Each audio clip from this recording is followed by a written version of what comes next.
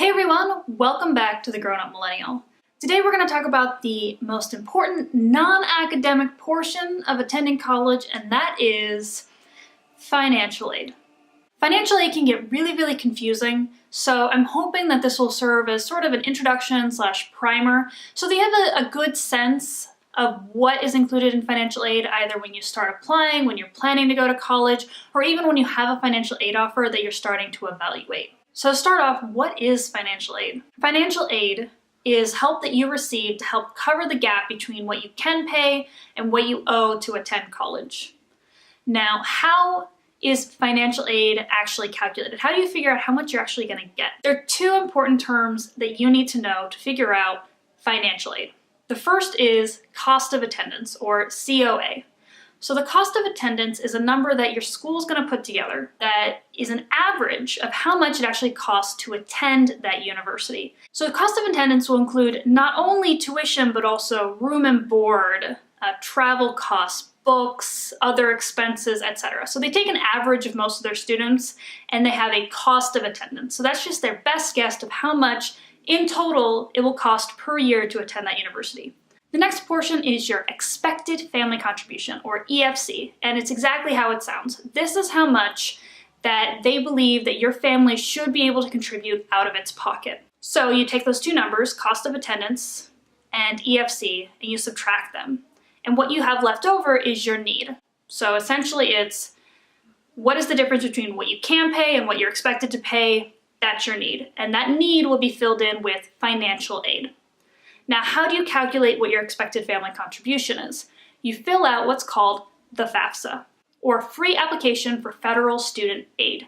Now, you should absolutely be filling out the FAFSA, first because nearly every college uses it, at least as part of its decision in awarding financial aid, but also because there's no penalty for filling it out and finding out you don't qualify. They don't go, oh, you didn't qualify, we're going to add another 10% on top. It's a really simple form that takes into account things like parents' income, how much they have saved for you for college, how much you have saved, and a couple other aspects like that. And oftentimes you can actually import your information from your tax return straight into the FAFSA. So you should be filling out the FAFSA.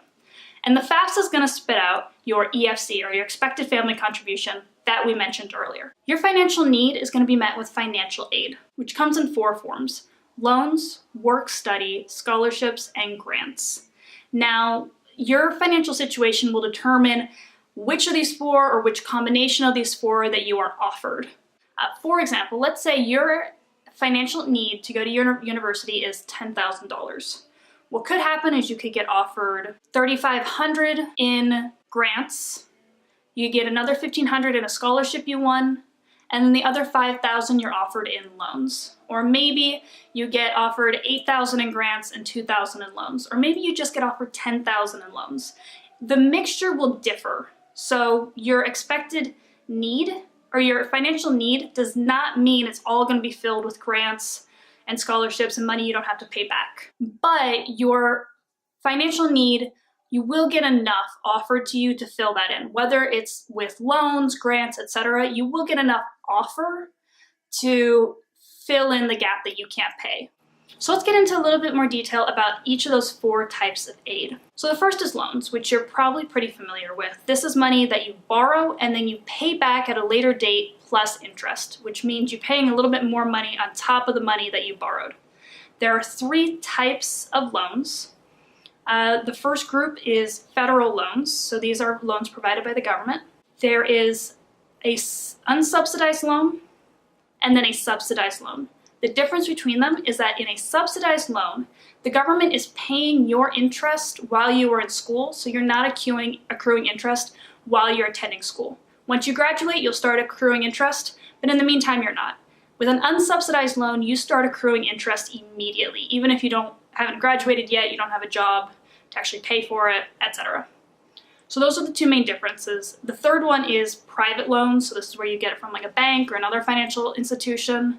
And those are, you start accruing interest immediately. The interest rates tend to be a little bit higher. But those are the 3 types of loans. The next is work study. And it's a lot like how it sounds. And that is where the federal government will pay an employer some money for you to work for them.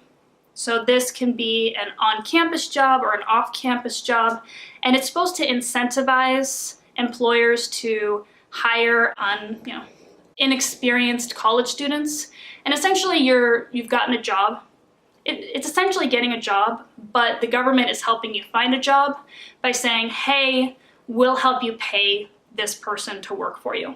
The next is grants. So grant money is usually need-based. So the main consideration is your financial situation. There might be like a GPA requirement, but it's usually not very high. It's usually like a 2.0 or a 1.5 GPA. Grants are usually provided by either the government or the school itself. So there are federal grants, the most famous being the Pell Grant. There are state grants. So my state, California, has something called the Cal Grant, which I did receive when I was in college. And then your university might have grants as well. And I did also receive a grant from my university that was solely need-based. And finally, there are scholarships, which you've heard me talk a lot about on this channel. Scholarships are provided by private entities or by entities through your school. And they are merit-based. So they might be based on grades, athleticism, your involvement in certain clubs or organizations, or what major you're in, or what you're planning to be after you graduate. But so scholarships are merit-based, so they might take need into account, but their main consideration is, do they think you deserve this particular scholarship? And they're always provided by private parties. Even the ones that are provided through your school, the money is donated by private parties. So one big thing that you need to be aware of is that there is a cap on how much financial aid you can receive. And that cap is your cost of attendance. So you cannot receive more financial aid than the total cost of attending that school. Okay? So let's say, for example, you are attending a school that is $30,000 a year. You cannot receive more than $30,000 in aid money. You can use other financial aid money to fill in your expected family contribution. Normally, you would use scholarship money to do this, okay? So let's say you are attending this $30,000 school. The school says, well, you're expected to contribute $10,000, so they only give you $20,000 in aid. Well, the other $10,000, you can go out and try to get other scholarships to fill that in, okay? So it's not like you get scholarships and it pushes out some of that other $20,000 and you're still expected to pay $10,000 out of pocket. Now, one of the concerns that this brings up is people are concerned that if they get scholarships, that it will push other scholarship money out. And that very, very rarely happens. This will depend on your school, but in my experience, there is normally a hierarchy of aid as it gets pushed out, okay? So when you receive scholarship money, the first thing that will get pushed out of your financial aid package to make room for that scholarship money is work study. They will no longer pay for you to go find a job. You can go still get a job, but the federal government isn't going to pay for it. The second thing is loans. So after you pushed out all your work study, the next thing they'll push out is loans. So that's not a bad deal, right? The third thing that they're going to push out is grants. So this is the need-based money that normally comes from the state or federal government. So that would be the third thing that a scholarship will push out. And the final thing that they would push out is other scholarships. So as you can see, if you're at the point where your scholarship money is pushing out other scholarship money, you've already pushed out work study, loans, and grants. So you can stop applying for scholarships. You've got it covered. Really, the place you should be stopping is once you've pushed out loans and work study, because grants, you don't have to pay them back. A package of just grants and scholarships, that's what we want to aim for. Or just scholarships or just grants. Really no loans. Now, am I saying you shouldn't work? I think you should work while you're in college, but the hierarchy is usually that they push out work study first. So go find a job on your own. For more tips on how to win scholarships, you can check out the other videos on my channel. I'll also be linking at the end of this video, and I should be linking down in the description below. I hope you found this helpful. I know it can be very nerve-wracking receiving financial aid offers, but you should at least have a good understanding of what to expect.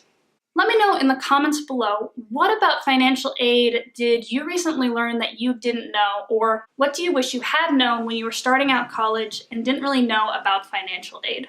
Let me know in the comments below. In the meantime, hit that subscribe button for more videos from the Grown Up Millennial, and thank you so much for watching.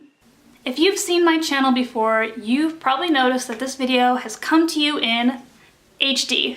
Yep, that's right, I am no longer using a webcam, and for that I would like to thank our sponsors, my boyfriend. Because my boyfriend gifted me a beautiful camera setup for Christmas. I just wanted to take an opportunity to thank him.